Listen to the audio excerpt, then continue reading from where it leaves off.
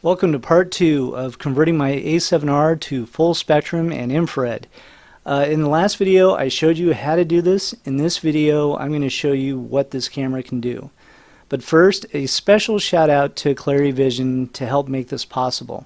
I actually reached out to them because I wasn't sure what filter I wanted to go with this time, and they actually talked me into their full spectrum clear filter with anti-glare coatings, and man, this really made a difference. So thank you, Clarity Vision. And this thing is like super clear. Just look at how clear that is. Anyway, let's get into it. One thing I didn't explain to you guys is that I have a really large background in infrared.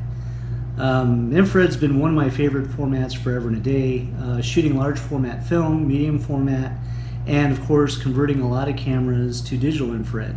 But this is the first full-frame mirrorless camera that I've ever converted, and on this one I went a different route. Normally I use a conversion filter and make it permanently infrared, but in this case I decided to go full spectrum.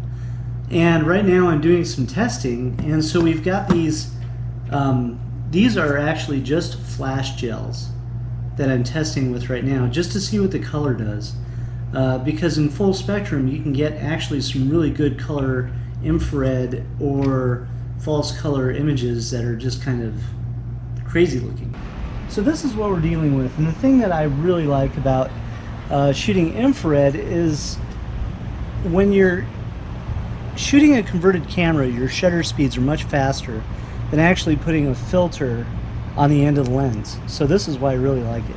But anyway, we're going to go ahead and take a couple of shots here and see what these look like. So what I did is I shot a bunch of test images with gels, and these are gels that I actually just put on my strobes, but they seem to actually work for this. I just went through and tried different combinations to see what the color would do, and it started to work. I mean, I really started to get some results, so I was kind of excited about it. So the next thing I did was I used a fresh green gel filter that was clean, and it actually started giving me the color that I really wanted to see. And so this was the original, and then this is after, and I think that that just turned out really cool. So then that night I went home and started playing with white balance presets to see what exactly these filters would do in different white balance presets. Yeah, I got some pretty good results. So after that I thought, well, now it's time to really start playing around to see exactly what I can get.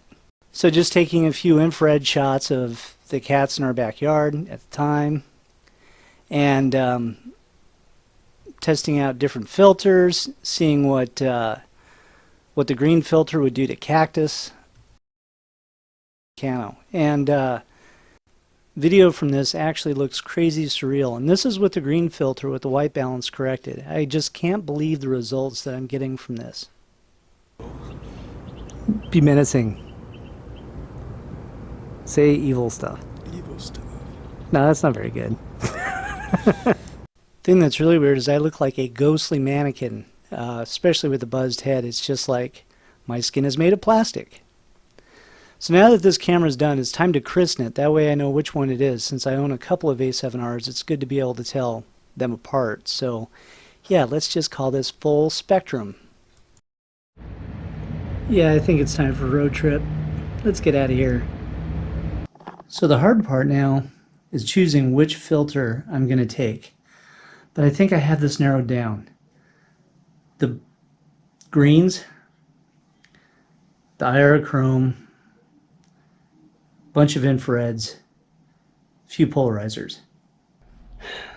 So if you ever find yourself watching those travel videos and thinking, wow, how nice is it to just kind of move along, you know, through the country, staying in these 4.5-star hotels.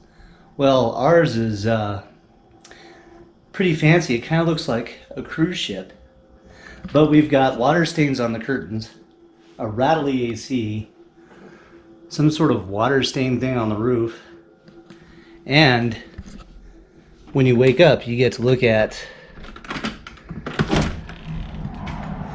a view of this. Wow. Welcome to Gallup, New Mexico. I dragged my wife into downtown Gallup looking for coffee, and while we were there I got some 720nm footage.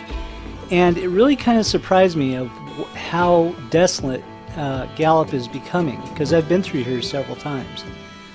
So I took the time to shoot downtown in a little bit of aerochrome, the Clarivision aerochrome filter, and then did some IR 720, but did some channel swapping, and then more channel swapping, and more aerochrome. But on the outskirts of town, there's all these abandoned buildings now, like this gas station. And I also shot this in infrared.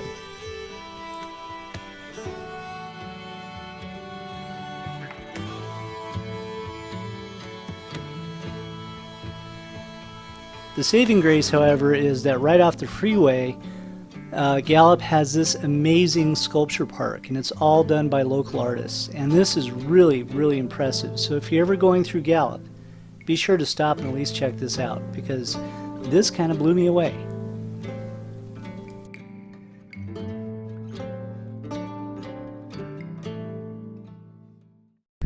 So it's 94 degrees, and this is Chaco. This is actually only one of the World Heritage Sites, I guess. Historical World Heritage Site in the U.S. So I didn't know that till I went to the visitor center. Huh, the more you know. Anyway, Chaco is a series of old ruins.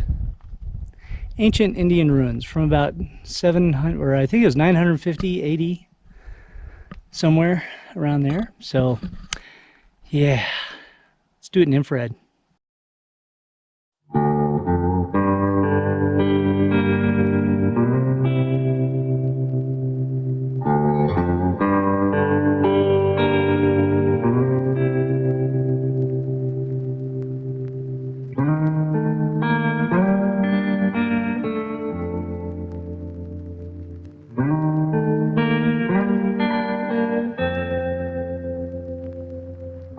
Researchers and archaeologists think that Chaco was formed somewhere around 700 AD and was really prominent from 900 to 1150 AD, and then they saw a mass migration leave here in the 1500s. And it was a trading post of several different tribes, and 2,000 people lived here year-round. And they believe that around 1150 there was a major drought that slowly shut this area down due to climate change back then.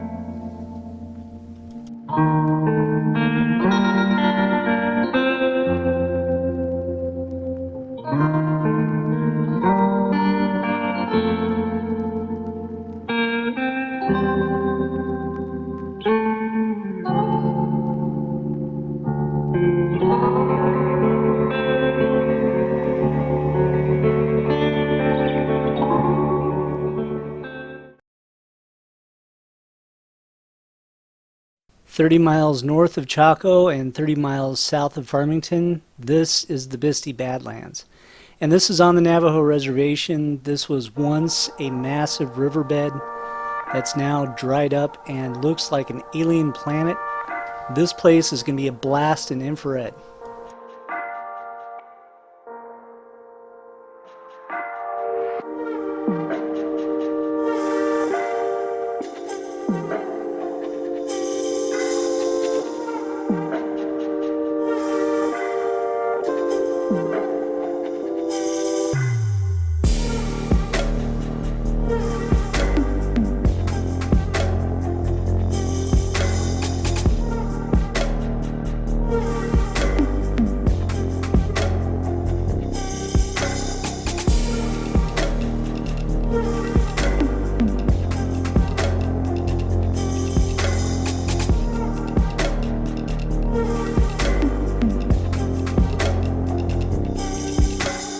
Bisti Badlands actually covers about 60 square miles. I mean, it's huge. And every time I come through here, I try to visit a different section that I haven't seen before. And this time, I think I found the jackpot, because the area that I found was just amazingly cool.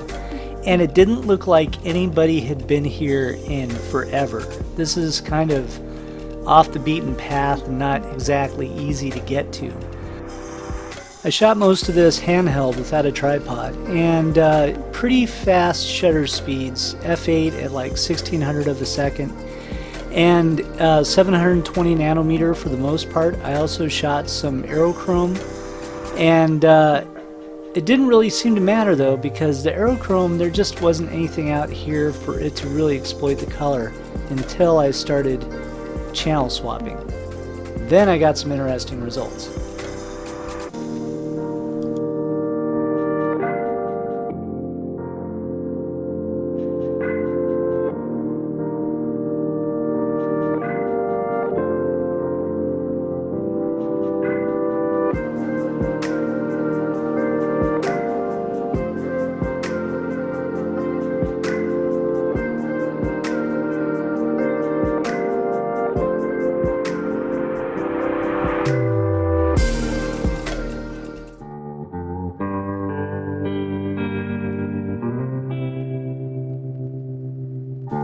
Welcome to Farmington and the Animas River, which is pretty much the only thing that we saw, but Farmington is, as the name applies, lots of farm type stuff.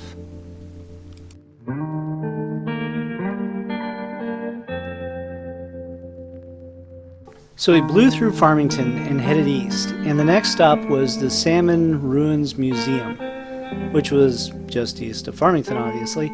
Anyway, this was the area that they thought that the people from Chaco actually migrated to in the 13 to 1500s. And I shot most of this in IR 720 and did some color adjusting to see what I could pull out of it. But then I switched over to aerochrome, and I was really happy with getting these super red trees in the background. It was just a cool spot. It had all these really old historical buildings that were barely standing. Some of them they tried to preserve, others they just kind of let collapse because there wasn't a whole lot that they could do with it. But it was kind of an interesting little museum, so if you're ever around Farmington, it's a good thing to check out.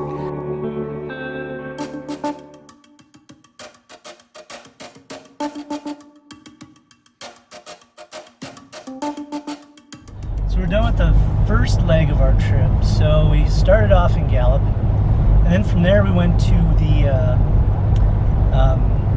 Chaco, and then to the Bisti Badlands, which was amazing. And then we hung out in Farmington, and we just left Salmon Ruins, and now we're going to Great Sand Dunes National Park in Colorado. So that's the next stop. And there ain't a lot going on here. Farmington is really farm equipment. I mean, yeah.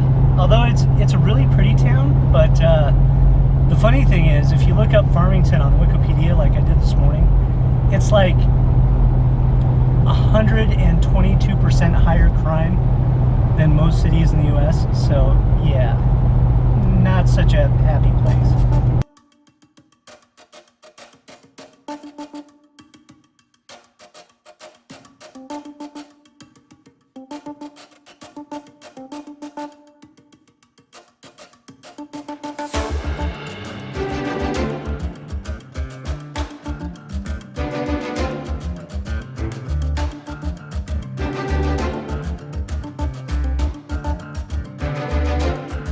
I was getting bored as we were going over the Great Divide, so I finally pulled my camera out and just started shooting out the window.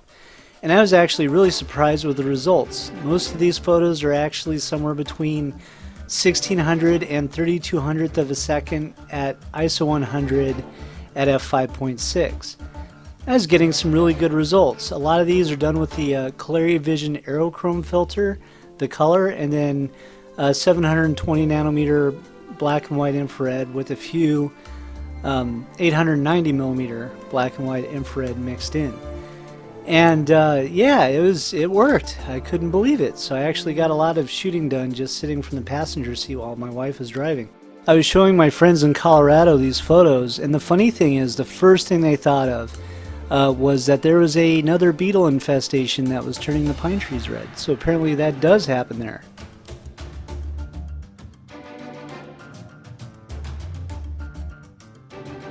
We made it to Great Sand Dunes National Park only to be rained out again. So instead I went over to Pachuca Falls and shot these photos. And even though it was raining pretty hard, the falls were flowing really heavy, so I couldn't actually get into the back corner where the falls were, but you get the point. You've heard of bucket list shots. Well, these are my fucket list shots, because all I could do is sit there and watch this storm roll through. There's nothing I could do about it. We were completely rained out. Now we're in downtown Salida, so we got completely rained out last night over at Great Sand Dunes National Park, because we got there probably an hour too late and the storm came in, kind of sucked. But now this is downtown Salida, so let's shoot it here. Salida was originally founded in 1880, and it has ties to mining, agriculture, and railroad. And nowadays it's just this sleepy little artist community slash tourist trap. And I shot the majority of the town in infrared, and also did a bunch of aerochrome color infrared. And it's really kind of cool because there's a lot of history tied in with a lot of contemporary art. So I really kind of dug that. And it was right next to the Arkansas River. And there's this river walk that you could take through here, and it was just really pleasant. But one of the things that was really neat about it was shooting an aerochrome. Right here you can see that they've got this kind of like canoeing river rafting school that's kind of off to the side where you can learn to float around in these damn things. But anyway, it was a lovely place. Unfortunately, we suffered from some credit card fraud there, so that kind of pissed me off, but I still enjoyed it. I had a great time there.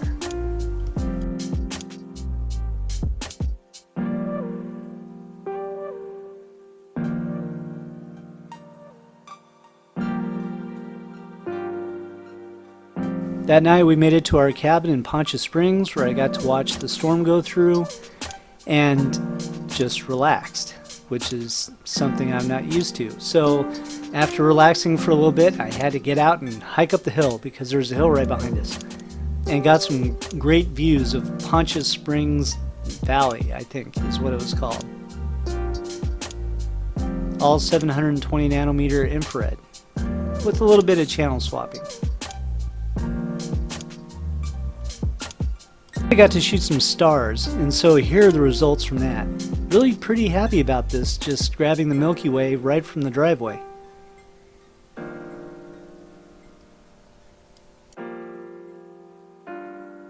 South Park, well, South Park City, but anyway, it's raining, but hopefully I'll be able to get a few interesting photos. You know, a lot of people talk about full spectrum cameras being for shooting ghosts, so we're at a ghost town, so let's see if we can find some ghosts. This was really more like a historical life-size museum. However, what they did have that I really enjoyed were these creepy mannequins. These things were awesome.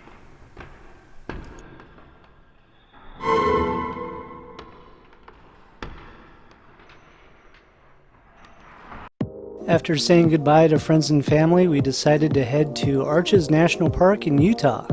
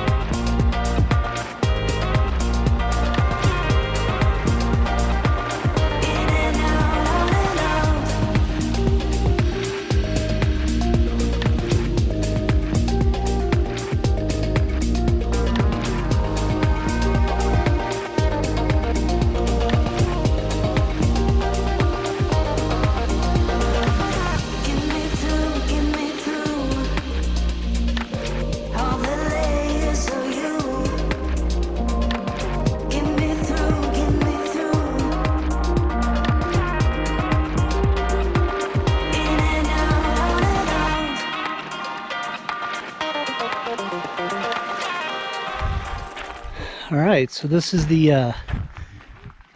end of Arches, so we're gonna just go back and check out the Devil's Garden, I guess is what it's called. But so far this has been really cool.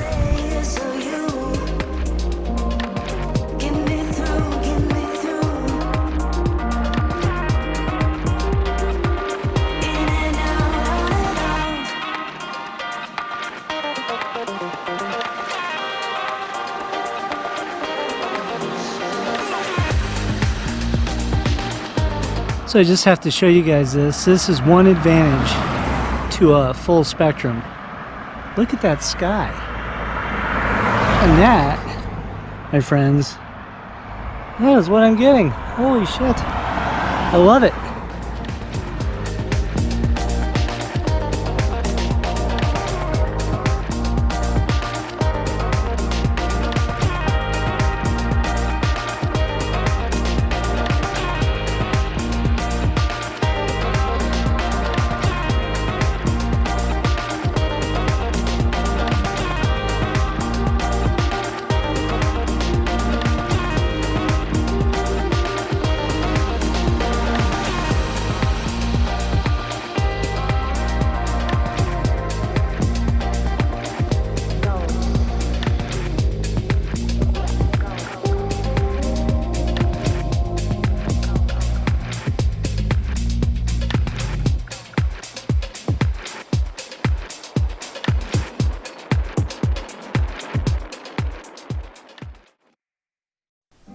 So this is the last stop on our infrared journey, and this is called Agtla Peak, or otherwise known as El Capitan, on the Navajo Reservation. We're just south of the Utah border on the Arizona side, and about 30 miles north of Kayenta.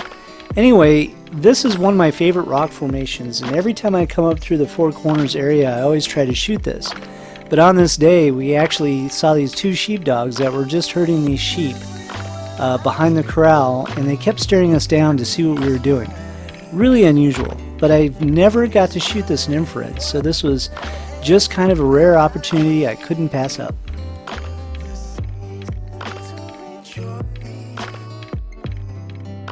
Anyway, this is where our adventure ends, so I leave you with these last two images of our infrared summer adventure. From here it's back through Kayenta and back to Phoenix. So hope you guys enjoyed this video. Give me a thumbs up, leave me a comment, otherwise I'll see you guys later.